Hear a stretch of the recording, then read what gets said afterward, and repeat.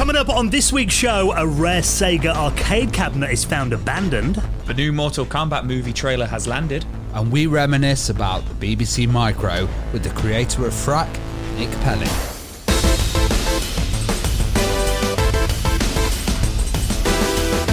The Retro Hour podcast is brought to you each week with our amazing friends at Bitmap Books. Now check out their visual compendium books dedicated to systems like the Super Nintendo, the Atari 2600, their new Game Boy box art collection, and the amazing The Games That Weren't book, talking about video games that never made it to market. You can find out more about those and order today by heading to their website at bitmapbooks.co.uk. Hello and welcome to the Retro Hour podcast, episode number 264, your weekly dose of retro gaming and technology news with me, Dan Wood. Me, Ravi Abbott. And me, Joe Fox.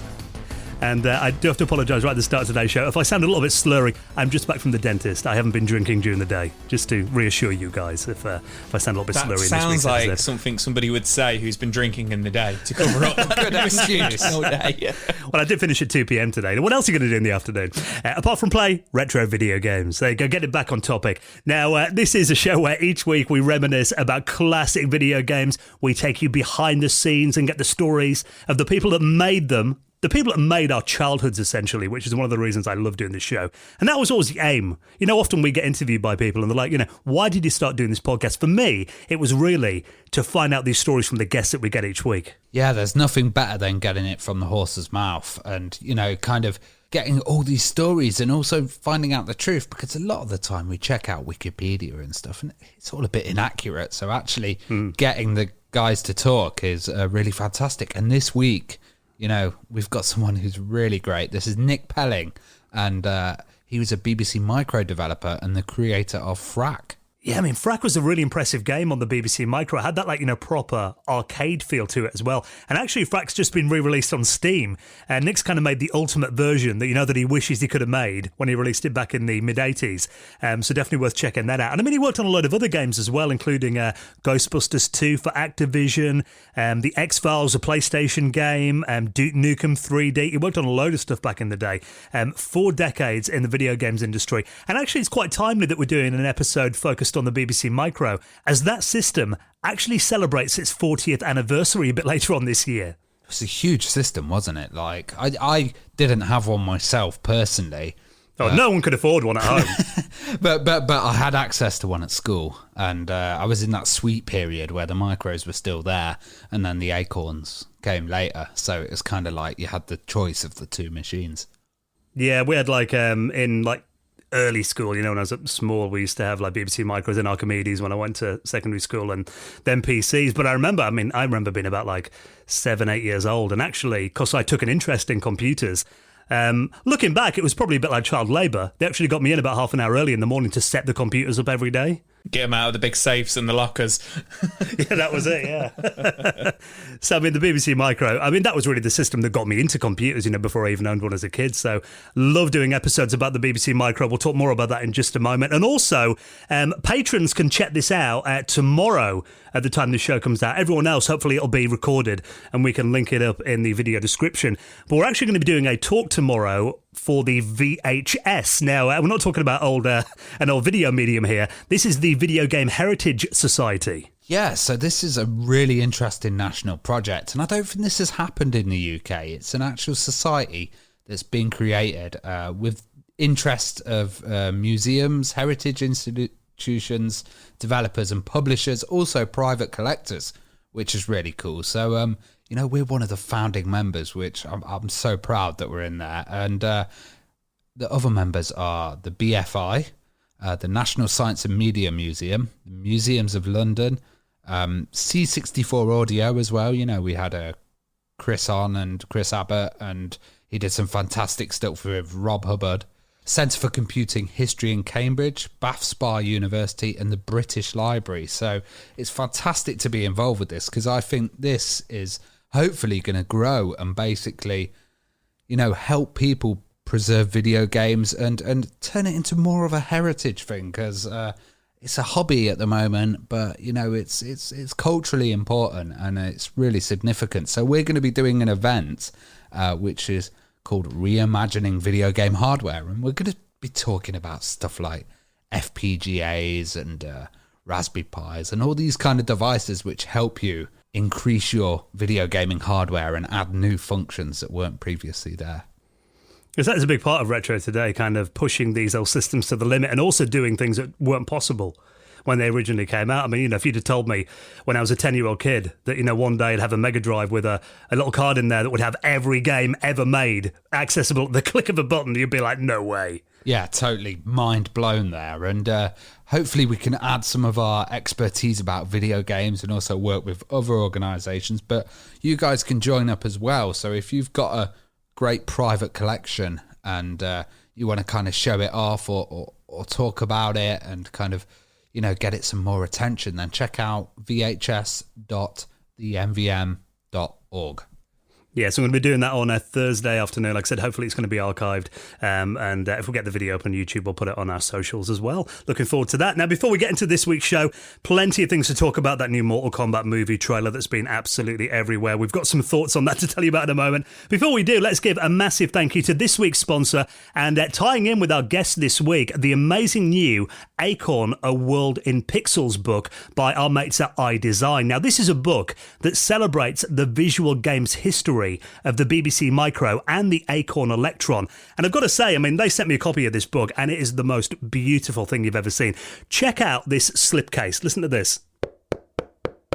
That is the case. Sounds rock solid. I thought you were going to slide it in and out then, but that sounds heavy, man.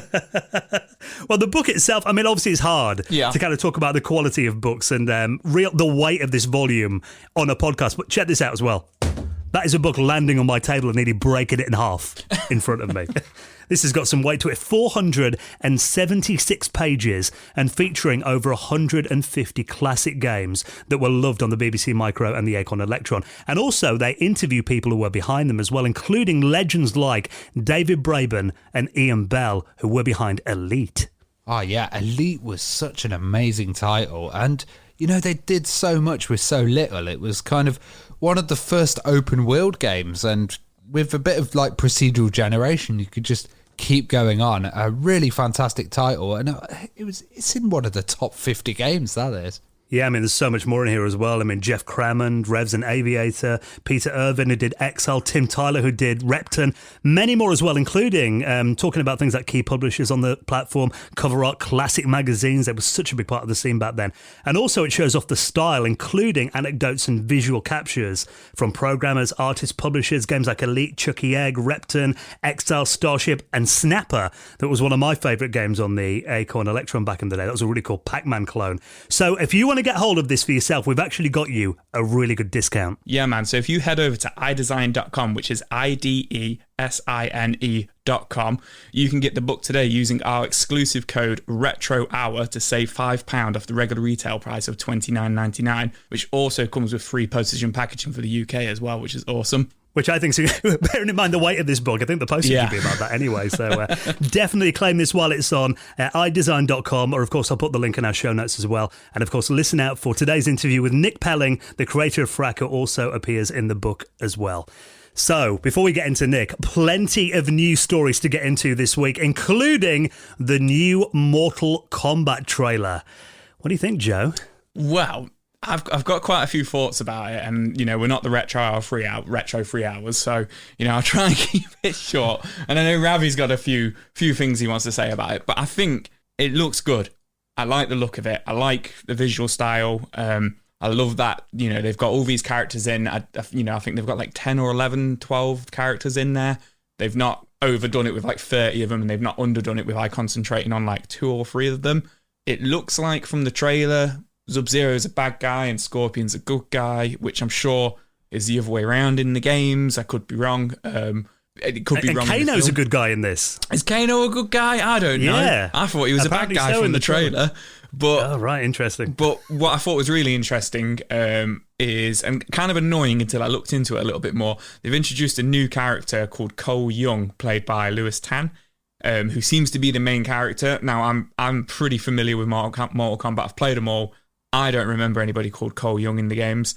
So I was a little bit, for God's sake, they're not like they've done with Resident Evil films and introduced their own character and all this kind of stuff, I don't care about him. I want to know about, Liu Kang and Jax and Sub-Zero, who are all in the films. all big characters in the films, but the main character seems to be this Cole Young. However, I'm not going to spoil it. I don't know how true it is or anything, but if you go out there on the internet, he is somebody from Mortal Kombat. He is somebody. So, if you want to check that out, it's on the internet. It's been leaked. The script's been leaked and stuff like that. So it's kind of cool where they're going with it from what I've read. But Ravi, you weren't as keen on it as me and Dan, were you? No, I'm not that into modern action movies, and looking at this trailer, there's some good points, like Shogun Assassin, which I count as one of the biggest influencers.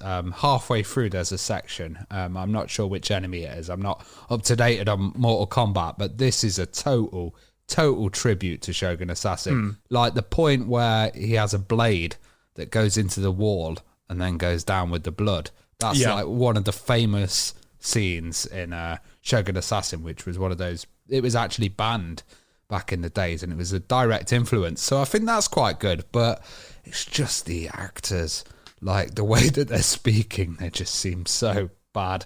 And like, I get that it's an action movie and you're really there for the action and stuff, but it just feels a bit like, I don't know, High School Musical 2 or something like. Ravi, I'm going to have to agree with your point there about. There was a moment in the movie, and Scorpion is my favourite Mortal Kombat character. Oh, I know where you're going with this. Yeah, I'm going to listen to this. Yeah, I don't know what is that. Is that Arnie? Arnie's voice. That sounded like Arnold Schwarzenegger. I don't know what. I expect him to say to the chopper next. Yeah, I remember hearing that and thinking, what on earth is that? Like, but I guess it's because they're being realistic. He's muffled by his mask. Like, I thought, they could have done this really well. It does look good, and there's so many references to the old Japanese movies here. Like, and with the kind of sunset going and the shadows and stuff, silhouettes and stuff like that.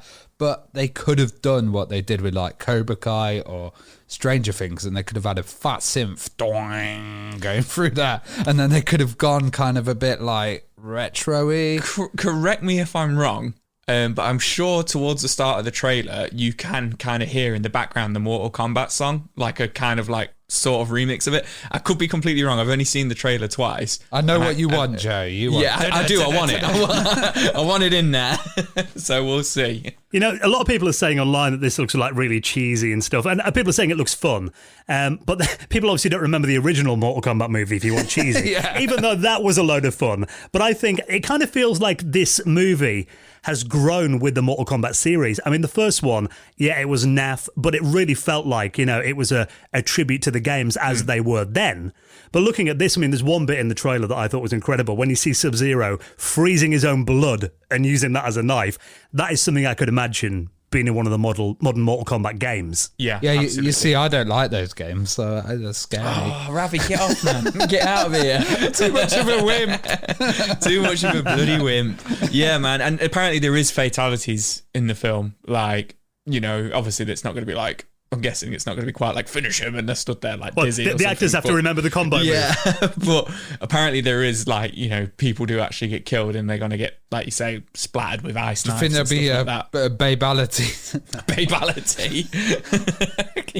Ravi will go see it if there's a babality in it. Yeah, I give you a gift. There you go. Yes, I mean, as someone who loves Mortal Kombat, I mean, it's always been my favourite fighting series, since that first came in 1992, right up to the current version that, one of my most played games on my Switch. I'm really excited for this. It just looks like loads of fun, I think, which is like, the main thing is it looks like a good, fun tribute for the fans. So you got to think with these games, I mean, was Mortal Kombat Annihilation? That was a movie. I remember seeing a bit of that and thinking it was terrible. I love that was a movie. Let's just leave it at that. It was a film. It happened. Yeah, I mean, I think I half watched that on like a dodgy downloaded copy and thought, what the hell is this? I'm not afraid to admit I've seen a Mortal Kombat Annihilation about 5 times. Probably. And you a fan? Would I say I'm a fan? It's a terrible film. I watched Mortal Kombat 1 about a year ago on Amazon. Not going to lie, I looked up to see if Annihilation was on there and it wasn't, so that says it all really. I wouldn't say I'm a fan, but I will sit there and I will watch it and I'll smile at the mindlessness of how terrible it is. So See, that is the thing. These movies are made for the fans of the game. They're not made for the critics, I think, which is like, a good thing that they've gone down that route again. I think anyone that does love the modern Mortal Kombat games is going to like this movie, I think. yeah, pretty much. So not long to wait either. It's going to be out on April 16th. Not sure whether it's going to be in cinemas, depends if they're open by that stage. If not, I'm sure it'll be on some of the big streaming platforms. Now let's talk about something that seems to be a bit of a running trend at the moment, although this one is a new leak on a Nintendo platform that apparently didn't come from the Giga Leak. Yeah, this is really cool. This is Dinosaur Planet, which some people might know became Star Fox Adventures on the GameCube. Long story short, I think so. Rare were making Dinosaur Planet as an N64 game, which was meant to come out around 2001, 2000. And essentially, Miyamoto saw it and was pretty much like, that looks like it could be a Star Fox game. Put Star Fox in it. And Nintendo just kind of took over and turned it into Star Fox Adventures. So yeah, this has been leaked. It's Forest of Illusion again, who we've spoke about before. They've bought a copy of it on disc, which a private collector had, which I assume he probably got one from one of the Rare developers. And the build on it is from December 1st, 2000. And they've got the disc, it's got the whole game on there, and they've managed to get it running on an N64, and they've leaked it. So I'm pretty sure you can go out there and download it, but it looks pretty cool. It looks like what Star Fox Adventures would have looked like if it came out on the N64 and they kept the original characters. Very Rare, doesn't it? Yeah, absolutely. It's definitely got like that Banjo-Kazooie or Conker's Bad Fur Day, Donkey Kong 64 kind of look to it, absolutely. And it's got a very Ocarina of Time kind of feel to it as well, because you can kind of tell that's what, that was the big game at the time. You can kind of, sense that they were going for that. But yeah, visually it looks very similar. I actually think visually it looks better than Ocarina of Time. I think it looks really good. Yeah, I mean, this is about a year or two later than Ocarina of Time. I was going to say Visual of Time then. About a year or two later than Ocarina of Time. So yeah, I think visually it does look better as well. And I can't unsee it now. Ravi said Conker's Bad Fur Day. How much have they got of this then? Because they've posted like 20 minutes of footage of it. So I could be wrong, but it's pretty much almost the full build of the game. Wow. So it's not quite 100%. It says it's not quite 100% perfect, but it's pretty much the full build of the game. The story's out there. There's loads of videos on the story. I have watched them before. My mind isn't refreshed at the moment, but I'm pretty sure the game was pretty much done when Nintendo were like, yeah, let's put Star Fox in that. And Rare were just kind of like, oh, okay. It seems like they say it's a work in progress code. But okay. That there's a few graphical glitches and shadows and lightings and stuff and slowdowns, but it probably has a full game on there. Yeah. It's just, you've got these glitches that need ironing out. Yeah. I wonder how much they bought it for from the private collector. Obviously, they're not going to say, and then I want to know where he got it from. I'm just going to assume he probably got it from one of the guys at Rare, or he could be one of the guys from Rare, but yeah, very interesting. It looks like a late build as well, because it's got Fox McCloud in here, hasn't it? So it is, that universe is already in the game, even on the N64. Oh, yeah, that's a good point. I wasn't sure if that character just so happened to look like Fox or not. No, if you look in the screenshots on, the tweet, it says, if you look Fox on the third McCloud, one. Yeah. Yeah, so it must have been, when they were transitioning, and then I guess by the time the game was ready to come out, they thought, well, we may as well bring it out on the GameCube. Yeah, absolutely. So, so pretty late on then, like you say. I'm loving all these betas that keep coming out at the moment. It feels like every week we're getting something new right now. It's crazy. It all seems to be Nintendo as well. Yeah. They're probably raging. Every week. Now, let's talk about a sad story, because we've talked about the amazing arcade cabinet, the Sega R360, on this podcast several times. I've got memories of going to Scarborough as a wee lad and begging my dad, I think it was about £3 to play in it for about 2 minutes. They had one in Scarborough. Wow. They did. I remember, because at the time there's a load of Sega branded arcades that were everywhere. I'm not sure whether it was an official one in Scarborough, but I do remember it was one of the seafront arcades. It was right at the front when you walked in, and they had an attendant who had to stay there with all day long, and you take your money then to put a little a chain over before you got in there, as if that was going to protect anything. And there was a big red emergency stop button in case you're going to puke after eating too much candy floss before you got on it. But this was that insane gyroscope-like arcade cabinet that was around. Actually, quite interestingly, reading this article, most of them were based in the UK because of all these Sega arcades. Like, I remember, they've said in the article, it was at the Trocadero. I remember going to the Trocadero when it was there, and it never worked. That siren was going constantly, and there was guys just repairing it. And like everyone would go by and go, "What the hell is that?" Oh, it never works anyway. But really? Maybe that was just my experience of the Trocadero. I mean, it was quite a complicated. I mean, it wasn't really an arcade. It was more of a ride, really, than an arcade machine. Hence the need for having attendance there, which I think was one of its downfalls. The fact that arcades had to employ someone. You had to pay somebody a full-time wage to fix it and let people on and off it and probably clean puke off it. Yeah, because Big Boy Barry got trapped inside it. Upside down. Yeah, we've heard that story. Check out the interview with Big Boy Barry if you want to hear more about that. But one of these has been found then, because these actually, I'm actually part of this group on Facebook. There's about 1,000 people in there, a Sega R360 fan club on there. And they posted these pictures of a rather sorry-looking R360 that's been found in a field. Yeah, in Belfast. So, yeah, apparently when the arcade closed down, I don't know what year it was, they kind of just like moved it into a local farmer's like farm, like in one of the farmhouses he's got. And apparently nobody ever came to pick it back up. So he just kind of ditched it in a field. I imagine quite a few years ago from the look of it. And now it's just sat there rotting away, all 2,200 pounds of it, so it's a pretty heavy piece of kit. But the guy who posted this has since posted saying that he was going to go back with a lorry and try and pick it up. So I don't know whether he's done that, but I don't think there's going to be able to recover this, to be perfectly honest, in the state of it. Imagine just being drunk, walking through a field in Ireland, and then seeing this, you'd think aliens have landed. Yeah, absolutely. I mean, I found some pretty cool stuff in the countryside. Nice little pubs normally, maybe a few sheep, but yeah, never a Sega R360. This reminds me of that guy that found the mad Sonic on a snowboard in Japan in that forest, just randomly stuck up randomly there, just sat there. I think what's interesting about it is I didn't realise they only ever made 200 of these. Yeah, that is mad. Kind of makes it even sadder. And then to think, like you say, a lot of them were in the UK. So, I mean, I don't know where the other 199 are, if they're even about. But yeah, man, it's... Well, there are quite a few of them in collectors' hands today. If you go in that group on Facebook, there are quite a few of them that people have in their own private collections. And, if I ever built my own arcade, that would be definitely something I'd want to have in there. Could never afford one Sam, in a million can I years, have obviously. this in the living room? Well, actually, we're getting our garage converted soon into a room, so that could be... Can you imagine? She just walks in and you've got one of these now. Siren blaring.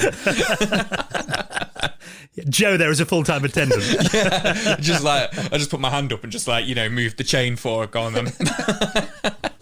Take my £3. Yeah. But, well, apparently they're saying here, I mean, like you said, Ravi, it is unrestorable because it's been out, in the all weather conditions for the last 25 years or so. But, I mean, there might be parts of it maybe they can use to service some of the working ones. I don't know, but it does look a pretty sorry state, doesn't it? I mean, it will hurt you if you want to look at these pictures. Yeah, it's probably good for scrap. But it looks like the PCBs are there, though, and the kind of the actual computing unit is still there because there's a photo with just these smash boxes and wires hanging out. So maybe someone could recover that.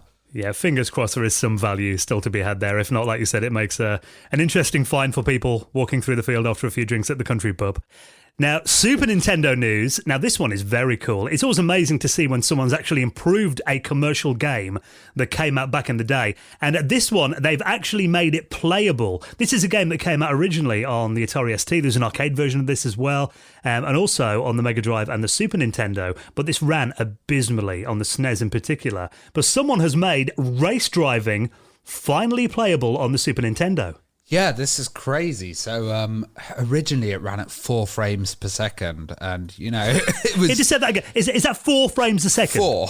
Yeah, that is ridiculous. And it was incredibly juddery and really hard to play, actually. But the SNES conversion, it seems that somebody's actually got it to address the SA1 processor, which has increased the game to 1,000 times faster compared to the original. So they've got this wonderful comparison where they've got the original version and the SA1 version running, and it's just light and day. It looks beautiful. I was going to say, me and my brother used to play this. I say me and my brother used to play this, and I used to sit there thinking, this game is actually awful. And this is literally when I'm like 5 years old, when you think everything's amazing. Like, I'm actually astonished how much better this looks like. And like, it doesn't even sound like, from reading the article, they've had to do much to it to get it to run so much quicker. Yeah, it's not like, you're putting in a Super FX chip or some extra kind of stuff. This is already an existing one, so it could have... Well, the SA1 was like a Super FX. Was I think it? It was in about 30 or 40 cartridges used it. It was later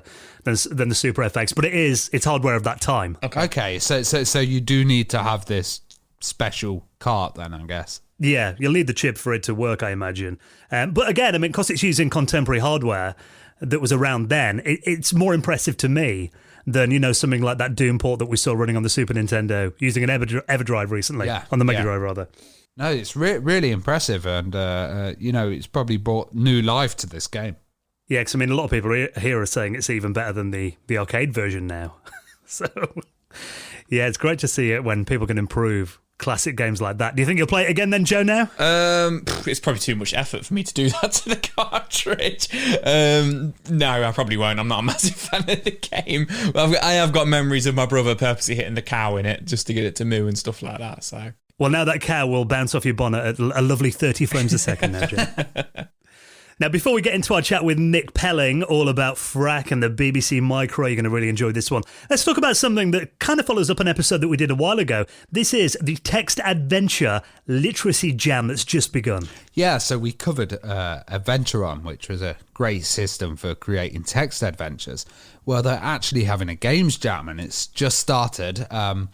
It's got some great prizes as well. So if you guys are creating text adventures or games, then get involved with this, because you can get a Raspberry Pi 400, Raspberry Pi 4, there's a Raspberry Pi Pico, edition of Classic Adventurer magazine, as well as Pico 8 licenses, but also the legend Scott Adams is actually going to be judging this. And we all know Scott Adams was one of the original guys. He did AdventureSoft, and one of the very first text adventures for microcomputers. So this is really interesting, and I love this piece of software, Adventuron, as well, because it can be used on your mobile phone, it can be used on your browser, but also your classic systems. You know what, actually hearing that it's going to be judged by Scott Adams makes me almost a little bit nervous for people that are going to be entering. Imagine that, getting your work judged by an icon like that, but what an accolade if he loves it. Yeah, totally. So, we're going to have a link in the description. It says it starts on the 25th of February, and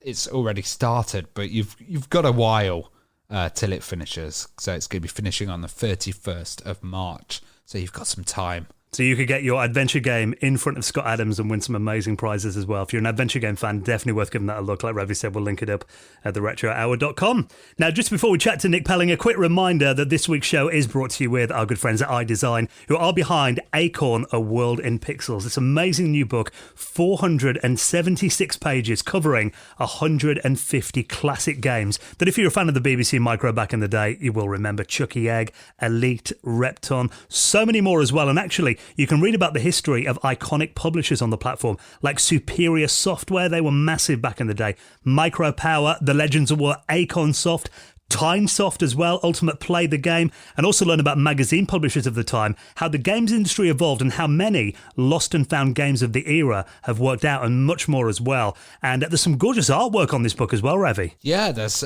some new artwork actually coming from one of the Pickford brothers, Steve, and they were absolutely legendary. And also Les Ives, who was the original cover artist for Micropower and Superior Software as well. So if you were a fan of the Acorn BBC Micro or the Electron, this is an unmissable book. And actually, we managed to get you an exclusive code so you can get a fair bit off the cover price. Yeah, so you can use the code RETROHOUR to save yourself £5 off the regular retail price of $29.99. And you also get free postage and packaging in the UK, which is awesome. All you need to do is head over to iDesign.com, which is IDESINE.com, and follow the link in our show notes. Yeah, and you can claim that book. Claim the offer while it's on. So we get so many people who get in touch after and they're like, oh, I missed that. So do it right now. Honestly, if you're a fan of the BBC Micro and the Electron, you need to read this book. It's gorgeous. Now, we're going to be chatting to Nick Pelling, who features in the book in just a minute. Let's give a big thank you to our incredible patrons. Now, of course, we mentioned last week the reason that we do have a patron running is that really to keep this podcast going week in, week out. We have so many costs that build up doing this, not only serving it to you, getting our website up and running, buying equipment. We're always nervous that Joe's going to spill, a glass of Guinness into his roadcaster while doing the show. More like Fanta or something, let's be honest. Iron Brew. So it is always good that we have this patron going to help us out with any emergencies. And like I said, you guys really came into your own last year when COVID struck and we couldn't get together in the studio. We wouldn't have been doing the show today if it wasn't for our patrons' support. And of course, you can join us for our patrons hangout. There is going to be another one coming up next weekend, first weekend of March. We'll be doing one of those. And also, we're about to record our new patrons exclusive podcast, the Retro Hour After Hours. Now, in this one, we're going to be stepping into the time machine and going back to the year 1999. You ready to celebrate the millennium again, boys? It's a big year of change, wasn't it? Well, we're going to be actually going back to that year, doing some reminiscing, not only of what we were doing in gaming, but also systems that are coming out, bit of entertainment stuff as well. It's going to be such a laugh, just kind of reminiscing about that in the retro years, we're going to be calling it, 1999, that will be in the next episode of our patrons exclusive podcast, the Retro Hour After Hours. And also there are a few other perks as well. Get the episodes early of the normal podcast, get yourself a nice t-shirt, and also you can get a mention in the Retro Hour Hall of Fame. Like this week, we want to say a big thank you to our newest platinum supporter, Bryce L. Tomlinson, who's got a quick message. He said, go check out his YouTube channel. It's called Bro Bryce 64, and you can check out Kaleidoscope Reloaded for some Commodore retro fun. Edwin Helland, Brian Condron, Bob Baisley, and Fabrice DeVille, who all made donations into our Patreon. We massively appreciate that, guys. And if you'd like to do the same, you'll find it on our website at theretrohour.com. Right, I think we've teased it long enough. Let's get on this week's special guest talking about the legendary game Frak. 4 decades of working in the video games industry. We are joined by the amazing Nick Pelling next on the Retro Hour podcast. You're listening to the Retro Hour podcast, and it's time to welcome on this week's very special guest. Now, it's an honour to be joined by our guest this week, someone who's worked in the games industry for 4 decades and behind some absolute classics, including the BBC Micro legendary game Frak, that is, of course, back again for 2021, which we'll talk all about and more with this week's special guest, Nick Pelling. Welcome to the show, Nick. Hello. Great to have you joining us. Yeah, fantastic to have you on. Now, before we get into the story of those games, I mean, kind of going right back to the beginning, I was reading that your first system was an Acorn Atom. Tell us a bit about that machine and what kind of got you into computers in the first place. The Acorn Atom was Acorn's precursor to the BBC. Well, one of the precursors. They made a whole load of different systems at the time, but Acorn Atom was their first kind of high street sort of games machine. And it had all the things the BBC, but not quite done as well. So if you see the BBC Micro, that's kind of the Acorn Atom done right. So that's basically what it was. It was just a home machine. Before that, I'd had programmable calculators, if you remember those. Yeah. And I'd had fun, because I was a mathematician, programming matrix stuff into their 256 steps. So I was kind of geeky, and the Acorn Atom was the next step up. What language were you using, and what was the first game you wrote? Oh, the first game I wrote was Space Invaders, I think. I wrote a game called Hedgehog, which is kind of a Mode 7 teletext crossing the street type thing with a little kind of X. Hedgehog was the X. And all these kind of block graphic cars coming past. I've just got the tapes here. I'm just trying to bring back to life. I think that was my first game. It was either that or Space Invaders. Actually, the dirty secret of Space Invaders was I wrote that for my A-level computer science, and they disallowed it. So I got 0 marks for it. Wow. So then I took it a year later and got an A. But one of those stupid things. Was that just a timing thing then, do you think? I think they basically just got the arse because it wasn't something worthy, a game? A computer game? What kind of a fool do you think we are? Well, I know at a young age, you when you were working on the Acorn Atom, you actually came to Acorn's attention, Acorn Soft. What was kind of the story there? Oh, that's a bit funny. I had one day where I've been selling my Space Invaders and my Galaxians game in the back of your computer in the small ads. That was quite fun. And I'd formed a little company called Aardvark Software. Not because I wanted to be first in the dictionary, but I just liked the name. It's just funny. One of those kind of obscenely obscure names. Aardvark, AA. that every Scrabble player loves. And I've been selling those. And one Friday, I had this kind of strange sensation that someone was talking about me, and I couldn't shift it all day. And it was a Friday. And the next morning, I found out that actually Acornsoft had been trying to get hold of me all that day because they'd seen my game, and they wanted me to come to Cambridge to write it for their new BBC computer. So I went up on Saturday and came home with a brand new BBC B under my arm and started writing Arcadians before it became Arcadians. And what was it like, Acorn, back then? Acornsoft, it was poky little offices on 2 floors in Market Hill in Cambridge, run by David Johnson Davis, who was an interesting bloke, and a bunch of people there. And some of the guys working there are full of kind of games lore. Your Neil Rains and Jonathan Griffiths and everyone, and Tim Dobson, and it was great fun, working with them, because basically, I'd kind of self-taught myself to that point really, and they basically, Neil Rain would kind of bang on about making optimal code, and Jonathan Griffiths would bang on about making readable code, and Tim Dobson would just laugh. So that was fine. The 3 of them was great. It was a great place to learn how to code. Well, the early 80s, must have been an exciting time to be getting into computers in Britain. Did they kind of feel like there was a big buzz around it? Oh, there was a huge buzz, but it wasn't always the buzz of a good kind. The media of the day was particularly rabid. There was so much hype. He's 17 years old, he's got a Porsche, but he can't even drive yet. This kind of stuff. And people were kind of fed a diet of this kind of sensational stories. Part of them was computer games companies just hyping their programs up, hyping their games like Imagine, play the game, and all that kind of stuff, which is one way of doing it.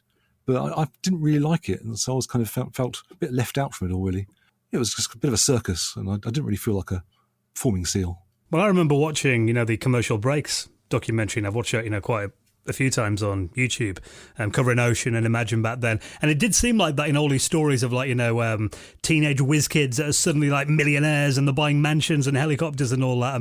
Did you see much of that then, or did you just kind of no, it's a lie. Just not want to be involved in that? It was just a lie. It was just a lie. There were maybe 2 people who made a load of money. And basically one of those nearly killed himself on drugs. So that's not really a great kind of storytelling. But that's how they presented it. In reality, most of the people who wrote games were exploited, and didn't make much money at all. If you talk about it, you'll find from that period, it's just a period of just greedy people exploiting kids. And that was it, really. That's kind of sorry to be boring about it, but that's how it worked. Well, you published games under a pseudonym at first. That's right. Orlando M. Pilchard. Yeah. What was the story there then? Oh, it's one of these things that happened at school. I went to a civil engineering open day. You're trying to find a career.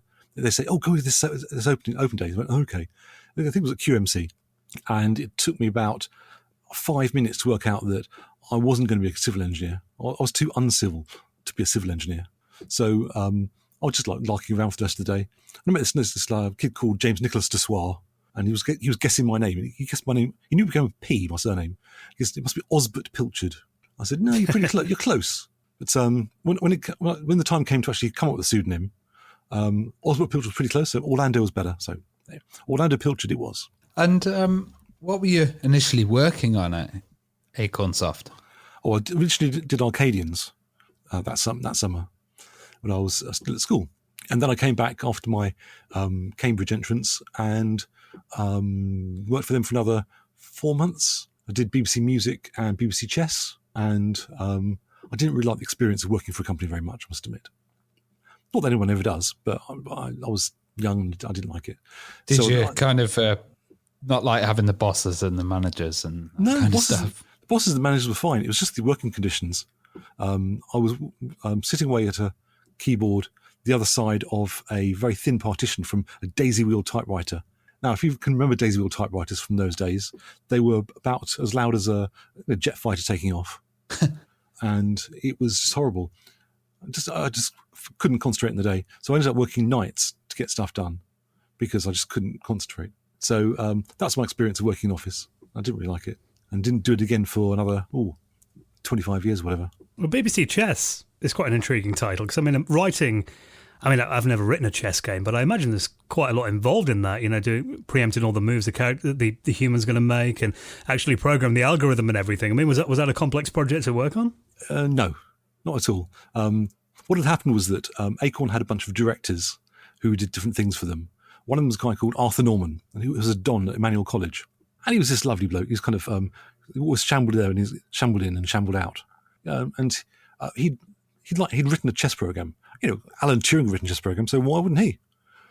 So he'd written it for their System 5 or whatever their original system, device was, and they wanted his old code in 6502 kind of lumped forward and brought onto onto the BBC Micro, and just give him nice shiny graphics. So my job was just to take his shabby old code and give it shiny new graphics, old water in new pot, whatever it is. So I did that, and then people said, "Well, it's not very good, is it?" And because I played chess, I'd have to say, "No, it's not." So then I went through this process of having to add things in to make it look as though it was better than it was. Like I had to put a kind of an opening book that sort of pretended to be an opening book, and I had to fix his castling bug and that kind of stuff. So it was just stuff. It was just a bit of work I did and fixed it and moved on. The truth is that most people get beaten by even the lowest settings on chess programs, so it doesn't really matter. Obviously, you were known for your work on the Micro, BBC Micro. What did you think of the other 8-bit computers at the time? I was a bit of a snob when I was doing it, because actually, if you work on the BBC Micro, there's something that's really elegant about it. It was really, really well thought through. BBC Basic, and the way that kind of just fitted in with the system, was just really sweet, and it kind of gave you a feel for. It was sort of architected in a way that other devices weren't really. I mean, the Spectrum had a bit of it, but not much. Really, the BBC's architecture was very clean and very, just very nice, and everything else felt like a bit of a step down. Yeah, didn't BBC Basic allow you to do machine code or assembly language inline as well? Yeah, exactly. Yeah, so all my stuff was written, actually embedded in BBC Basic. It was perfectly nice. I won't have a bad word said about it, because it's great. So I was a bit of a snob when I was very, very young, as far as BBC Micro goes. But actually, as time went on, I ended up working for just about every other platform apart from the Spectrum. So that's all right. Well, you did some almost arcade-perfect versions of popular games, like Arcadians you mentioned and Zalaga. I mean, were there any copyright issues arising from using those kind of, plays on those titles, and the games have been quite similar by, companies like Namco, for example? There were all kinds of things that went on, mainly to do with named copyright, because the graphics were never quite as good. So they're always a bit kind of tatty around the edges, slightly low resolution. The animation wasn't quite as good. This kind of thing. The thing is that the arcade machines had hardware for drawing sprites, which these little 8-bit machines didn't. So you're always going to struggle. And so Namco wasn't really that bothered. Unless you said, called it Galaxians, then they get kind of very upset. But if you called it something else-ians, they go, whatever. The days of copyright really have changed, haven't they? Haven't they just, yeah. In 1984, you came out with a huge hit, which was the game Frak, and it was in a cartoon style and a kind of arcade platformer. Could you tell us the story of this and how it started? I had very high ideals. One of the things that maybe didn't really fit the industry was that I was very idealistic, and lots of other companies were very, not necessarily pragmatic, but certainly not quite idealistic like me. And I really wanted to do something that was great, really, really great. And I didn't really want to compromise. So I had this idea that I could do a kind of my own Japanese arcade game. And I wanted to just it'd be non-violent. It was 1984, and I was already sick of shooting things and killing things. I didn't want to kill things, and I didn't want it to be like a pure abstract thing. I wanted to have character. So if you want something with character and with kind of cartoon outlines, and you want it to just look really nice, you're going to really struggle on these little machines. But I just tried a whole load of things and a whole load of other things, and from the kind of the massive stuff, Frak sort of emerged from the mist. And it was actually really good. And playing it now, it still feels really good. So, but really that's because I didn't really want to compromise. So, I did the best I could. Well, he's a caveman with a yo-yo. I mean, that was a very interesting concept, like you said, moving away from traditional weapons. Why a yo-yo then? Where did that idea come from? Well, I'd always liked yo-yos when I was a tiny kid. And I wanted a game mechanic that was just not killing, not shooty, not punchy. And it was very difficult. Once you kind of like cross things off that list, you have to find something that isn't those. And it took a while to find a yo-yo. But yeah, a yo-yo ends up really well. Because you're stuck into your yo-yoing while you're yo-yoing. There's a sort of, you can reach longer, but you're more vulnerable kind of game trade-off to it, which is nice. So actually, I liked it. And yeah, it's stuck. And it's absurd. Yeah. And you can't beat a bit of absurdity. Yeah, before they invented the wheel, they invented the yo-yo. Yeah, you said it. You know, doing graphics of that quality must have been quite a challenge on the BBC. Did you use any hardware tricks? Not for Frak, apart from just scrolling, side scrolling, which was a nice thing. No, it was later ones like Firetrack that used lots of hardware tricks. But Frak was kind of fairly basic, although I had to do a lot of clever software fitted into the space. Because if you take 20K out of 32K for the screen, and then the rest of the VOS, you haven't really got a lot left. So it was pretty tight. BBC had the hardware scrolling on its ULA, so you could scroll in bunches of 4 pixels in Mode 1, which was good enough. And luckily, that's exactly how many pixels he moved each step. So, curious that.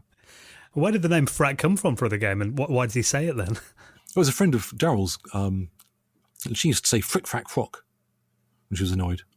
And I wanted to have something like short and punchy. And just Frak was great. Why not? Why wouldn't he say Frak? It reminds me of a Frag, which was in 2000 AD. Yeah, that's true. Yeah. And Frak was also in Battlestar Galactica. Yeah. That was their swear word of choice. I didn't know that at the time, though. It's just one of those things. It's coincidence. Well, what did you think of the C64? And I know you were involved with the port as well. What was that process like? Oh, it was a bit sad, really. The guys working on it were doing all right. They were working for a company called Statesoft. But Statesoft was part of a company called Microdealer UK, who was a distributor. And most of the way through the release, Microdealer went down. And they took a whole load of my stock, and Statesoft went down as well. So the game didn't really get released properly, and I didn't get a penny from it. So it's just one of those things.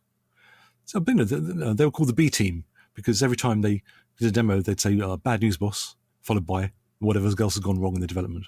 But they did an all right job, but it was just bad timing. I'm afraid it's more bad timing than B team. Well, I read that you're working on Frak 2.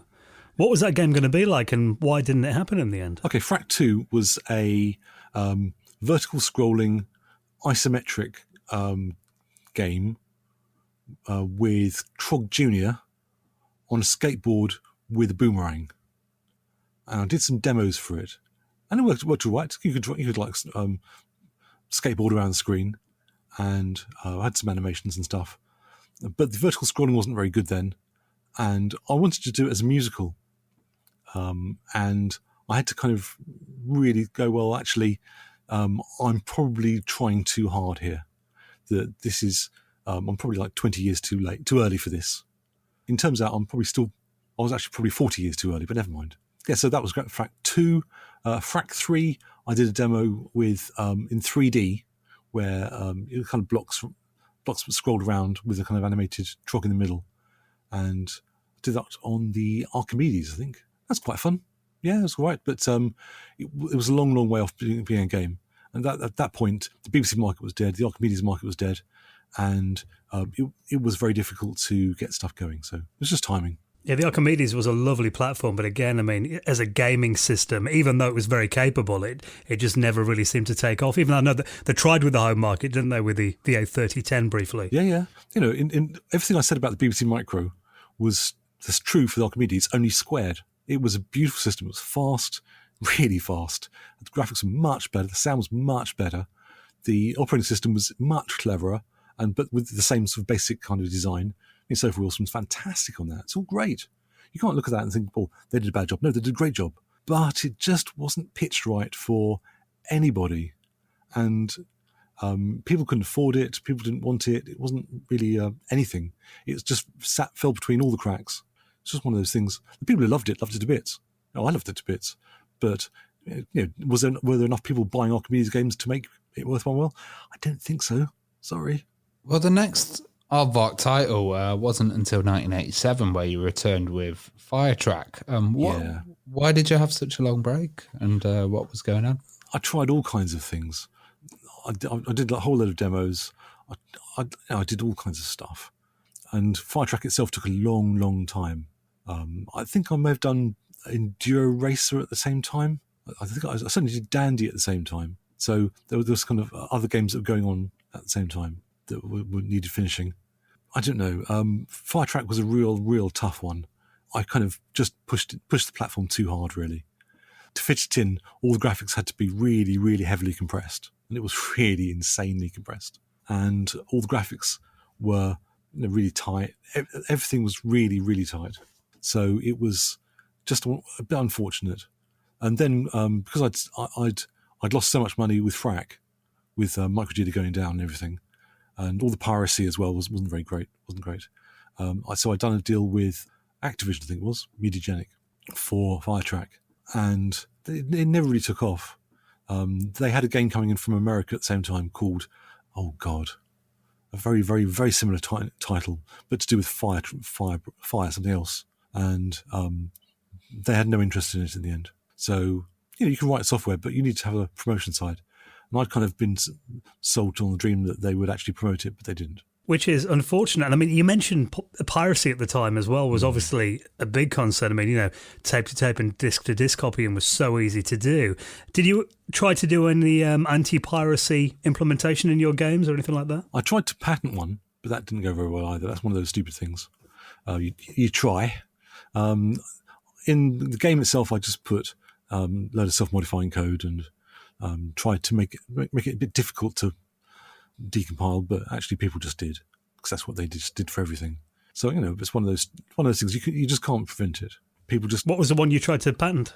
It was to do with a little sphere with numbers on it, digits. But it's just one of those things.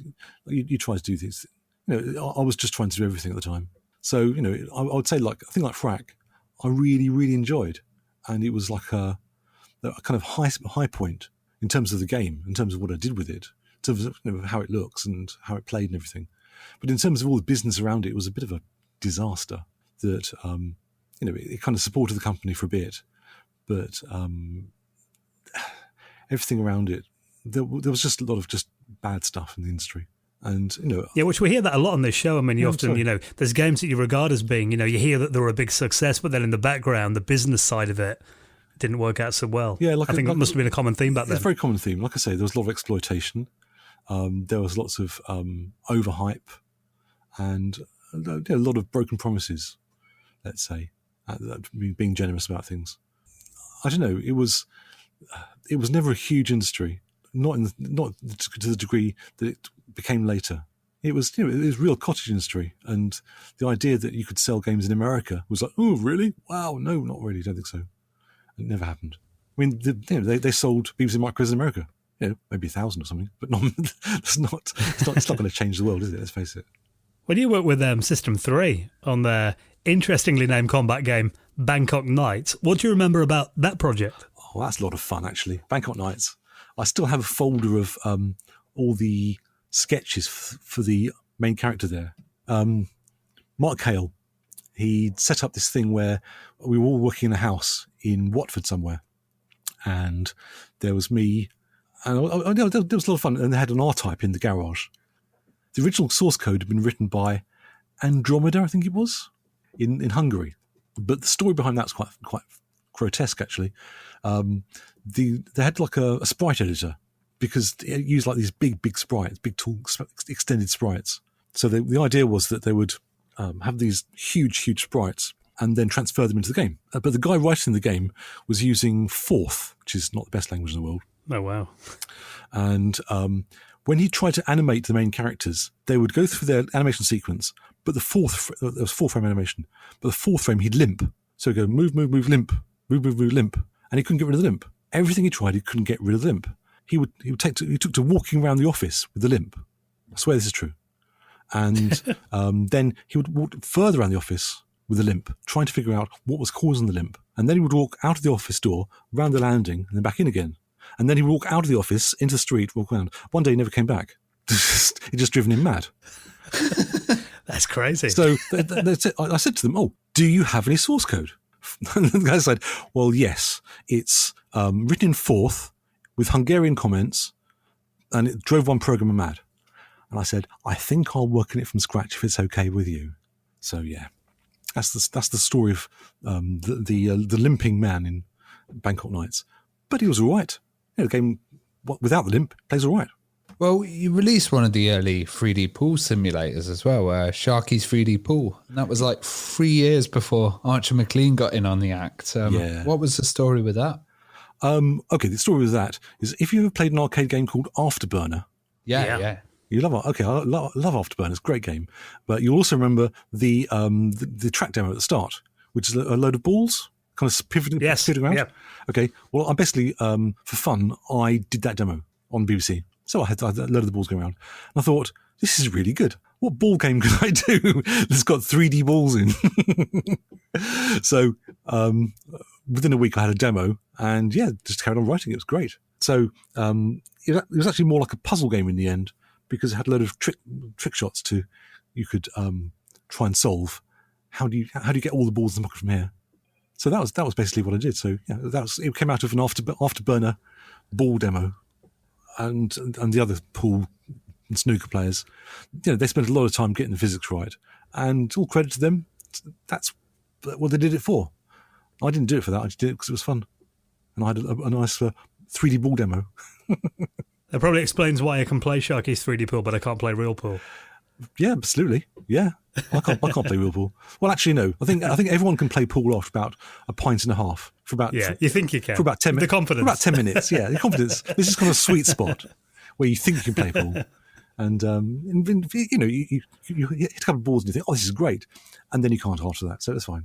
Well, that game was published by Firebird. What was it like working with them? It was nice. I knew some of the people, and it wasn't a very big industry back then, and people like Colin Fuige and everyone. And it was a nice experience. That was kind of not too far from Firebird's demise. I don't know. I don't remember the exact timing, but I wasn't one of their early authors. That's for sure.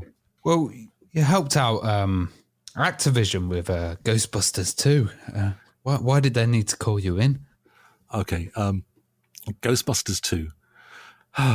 There's a couple called Stefan Ofnowski and his wife Anna. And they lived over near Stonehenge somewhere. I don't quite know. And like a whole load of people, they'd got some kids to write a game for them. In this case, it was Ghostbusters 2. These kids were like kind of 15 or maybe 16. And basically, they taught themselves to program. And they'd learned how to peek and poke and kind of gone up a little bit from that. And that was it, really. So they didn't really know how things worked. But, even using 25% of the opcodes, they managed to write this game. All credit to them. They wrote a game using this tiny subset of the language. And it just needed a little bit of pushing them over the line, that's all. So I went along for a couple of days and just got them sorted out. I think they were more impressed that I could play Depeche Mode on their keyboard than my actual programming. There you are. Nice. Which tune? I don't remember. I don't remember. It's a long time ago. There you are, kids. But, well, how did you transition to the 16-bit era? Well, I think my first 16-bit game was probably 3D Pool. I think I wrote that on the ST, and then the Amiga.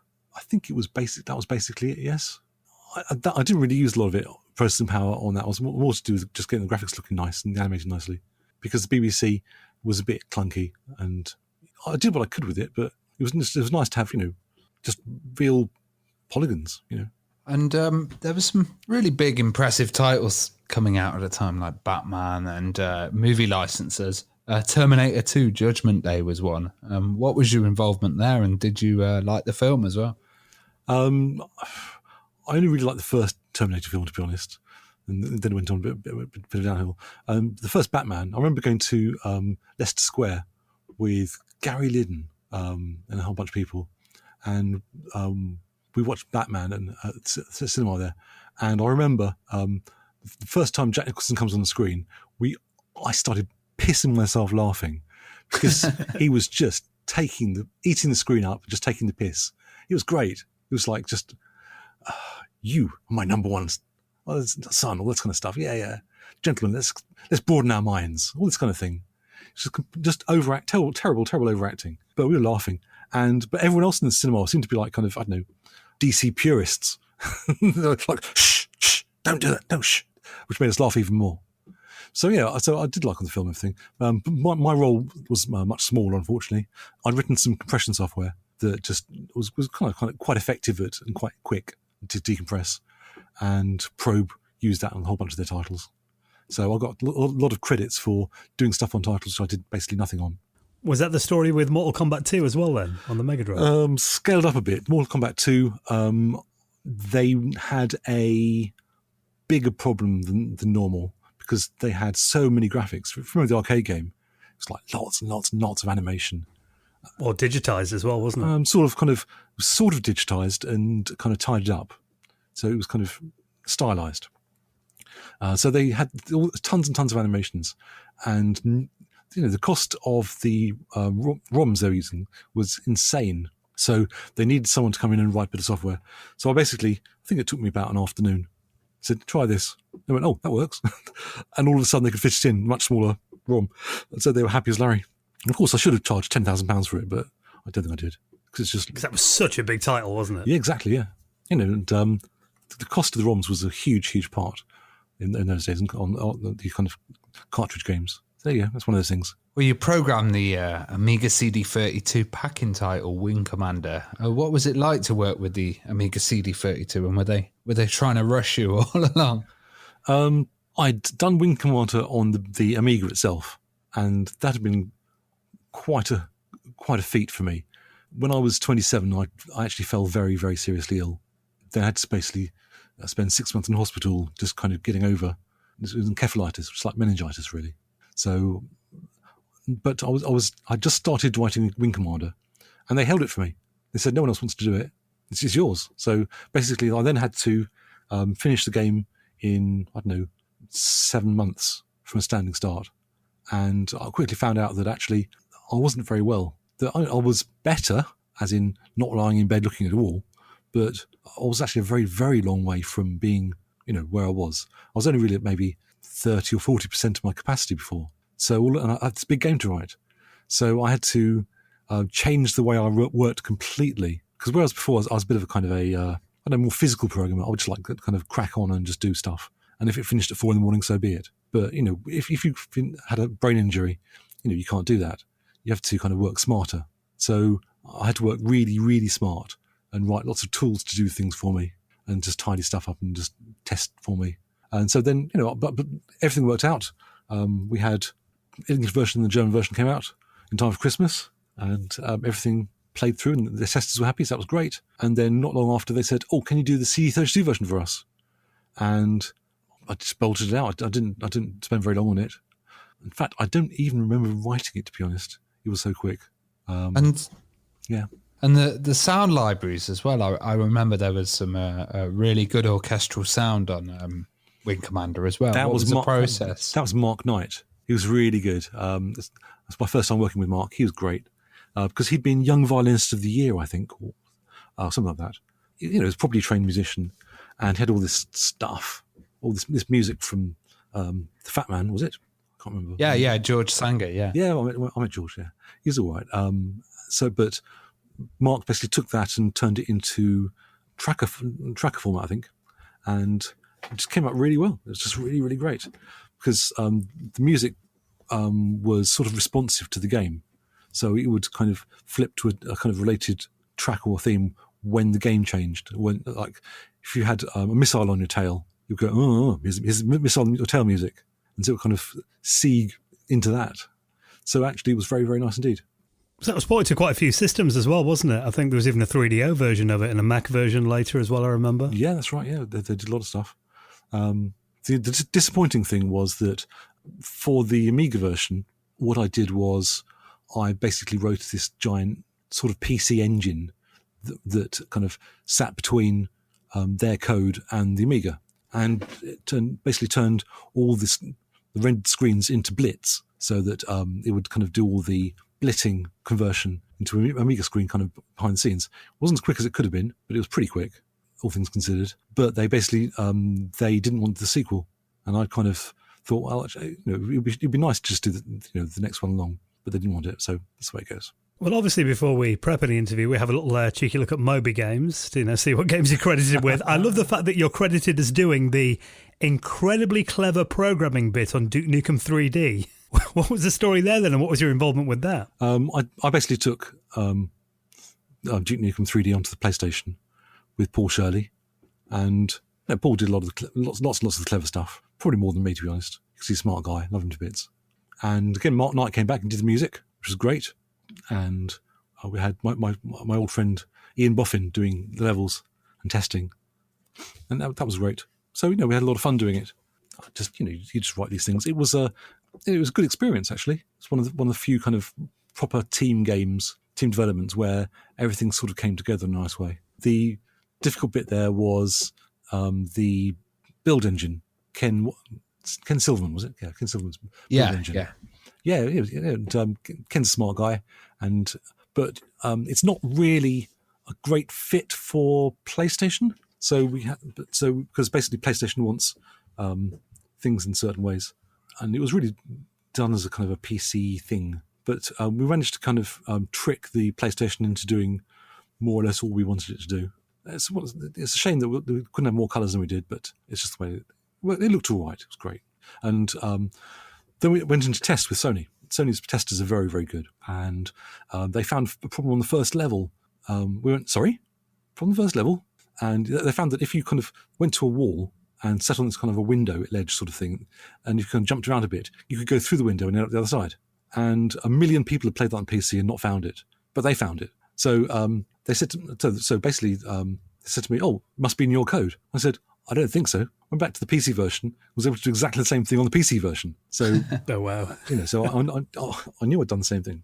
So it was basically an exact port. Everything worked exactly the same. And it's amazing as well because looking at the build engine, the development of that, it was pretty much Ken started it as a teenager, and then it grew into this really innovative engine with like transparency and stack scepters and like ramps and all of this. Absolutely, yeah, it's great.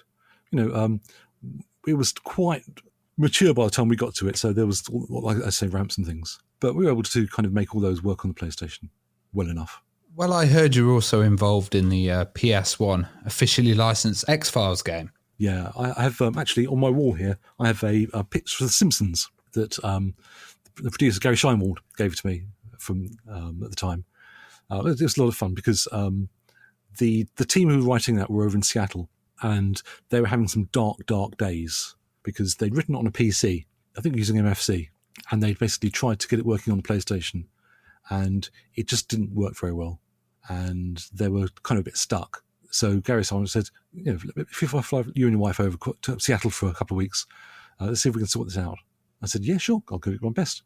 So they've been running a PlayStation game in 16-bit mode.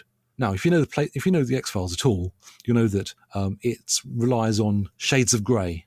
And if you're having shades of grey, you need all the bits of resolution you can to get them.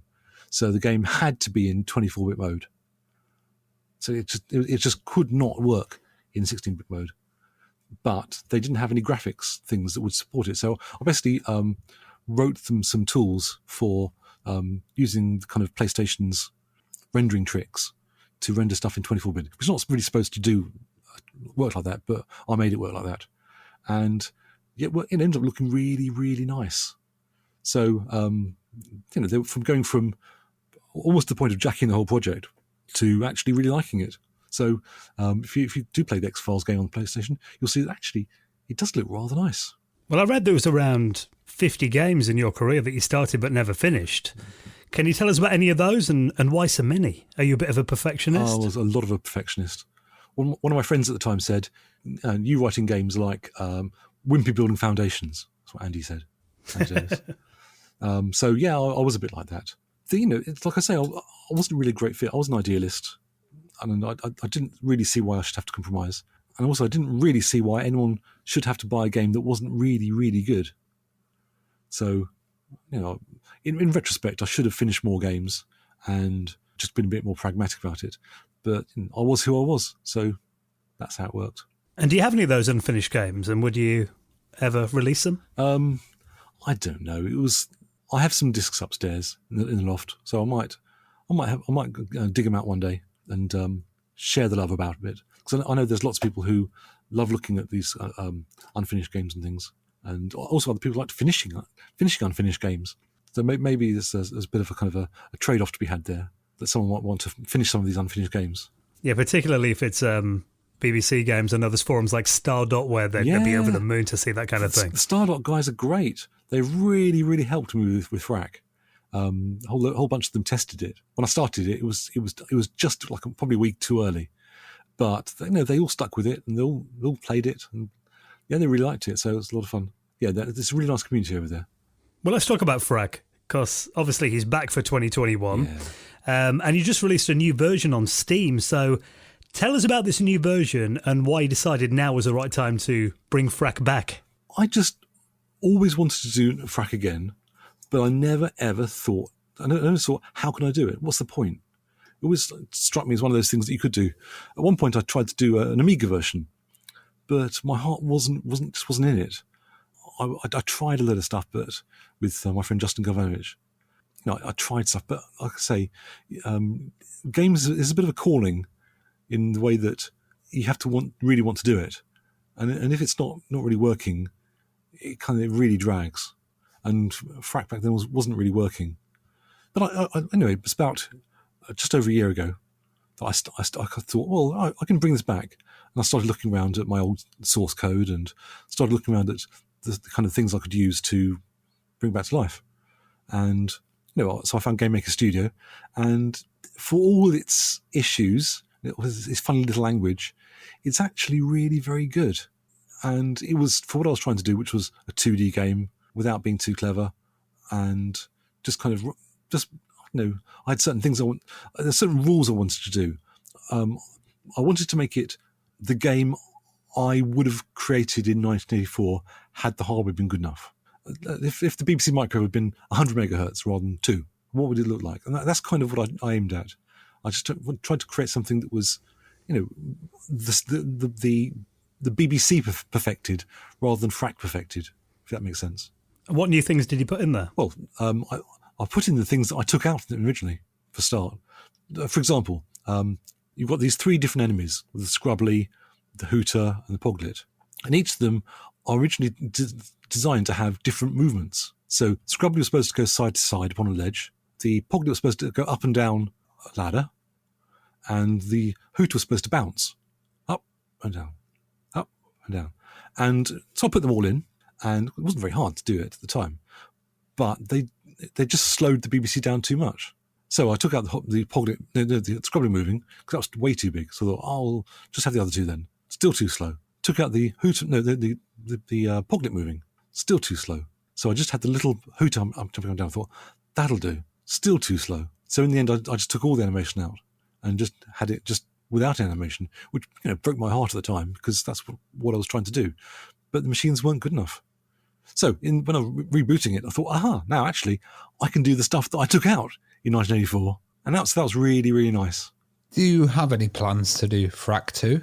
I have some other ideas that I didn't put in, but after 55 levels, I'd kind of had my fill of it. Maybe in a year's time, I'll do my other levels with the other ideas. I wanted to do a level where Trog can play the same level upside down at the same time, which makes sense. There you go. So, but I basically had to draw a line somewhere. I thought, that's enough. I've done my reboot. But there's always as a games writer, there's always things you want to do extra. There's always things. Yeah, the idea that you had for Frak 3 sounded quite interesting on the Archimedes. Maybe that would make a nice little Steam title. Well, it's possible. Frak 2 was actually pretty good. It was fun. It was great. But I had music for it. Because it's a musical, I wrote some music for it. And I still have all the songs I wrote back then. Like I say, it was probably 40 years too early, but what the hell? Well, Nick, if you do make it happen, you'll have to let us know, and we'll have to get you back on to talk about Frak 2. That'd be fun. Yeah, I'll be delighted, of course. Well, if people want to read all about more about the story of Frak, you do feature in this wonderful new book, Acorn: A World in Pixels by iDesign, and I'll link up in our show notes as well. A real celebration of games on that wonderful platform back in the day. What are you working on these days, then, Nick? What's going on with you now? Oh God, the games industry had some very, troubled days around about the year 2000. I got sued for £2.58 million by Sales Curve, which was nice. It was a good time to look elsewhere. I went away and I did an MBA, and thought, once I've done an MBA, it was more like a therapy, really, that for all the bad stuff that had gone on. And I came back from that and I thought, actually, no, games industry is broken. So basically having the business degree proved to me that actually the games industry wasn't coming back anytime soon. And so, yeah, that was kind of a shocker. So basically I went sideways into embedded programming. So I've been working for multinationals ever since, really.